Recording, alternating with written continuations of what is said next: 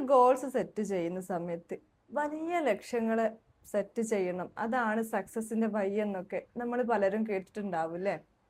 ഇതിൽ ആരും അറിയാത്തൊരു കാര്യം എന്താന്ന് വെച്ചാൽ, വിജയിച്ചവർക്കും പരാജയപ്പെട്ടവർക്കൊക്കെ സെയിം ആയിട്ടുള്ള ഗോൾസ് തന്നെ ആയിരിക്കും ഉണ്ടാവുന്നത്. ഓരോ ഒളിമ്പ്യൻസും ഗോൾഡ് മെഡൽ നേടാനാണ് ആഗ്രഹിക്കുന്നത്. അതുപോലെ ഓരോ വ്യക്തികൾക്കും അവർ സ്വപ്നം കാണുന്ന കാര്യങ്ങൾ നേടാനായിരിക്കും ആഗ്രഹിക്കുന്നുണ്ട്. ഇവിടെയൊക്കെയുള്ള വ്യത്യാസം എന്താന്ന് വെച്ചാൽ, സ്വപ്നത്തിലല്ല പ്രശ്നമുള്ളത്, സിസ്റ്റത്തിലാണ്. സക്സസ് എന്ന് പറയുന്നത് ഒരൊറ്റ വലിയ നേട്ടത്തിൽ നിന്നല്ല ഉണ്ടാവുന്നത്. ചെറിയ കൺസിസ്റ്റന്റ് ആയിട്ടുള്ള കാര്യങ്ങൾ ചേർന്ന് നിന്നിട്ടാണ് അത് വളരുന്നത്. മറ്റൊരു കാര്യം എന്താന്ന് വെച്ചാൽ, ഒരു ഗോൾ അച്ചീവ് ചെയ്യുമ്പോൾ ടെമ്പററി ആയിട്ടുള്ള ഒരു ചേഞ്ച് മാത്രമേ സംഭവിക്കുന്നുള്ളൂ. നിങ്ങൾക്ക് വേണമെങ്കിൽ മെസ്സി ആയി കിടക്കുന്ന നിങ്ങളുടെ റൂം ഇന്ന് ക്ലീൻ ചെയ്യാം. നിങ്ങളുടെ ഹാബിറ്റ്സ് സെയിം ആയിട്ടാണെങ്കിൽ അത് നാളെ വീണ്ടും മെസ്സി ആവും.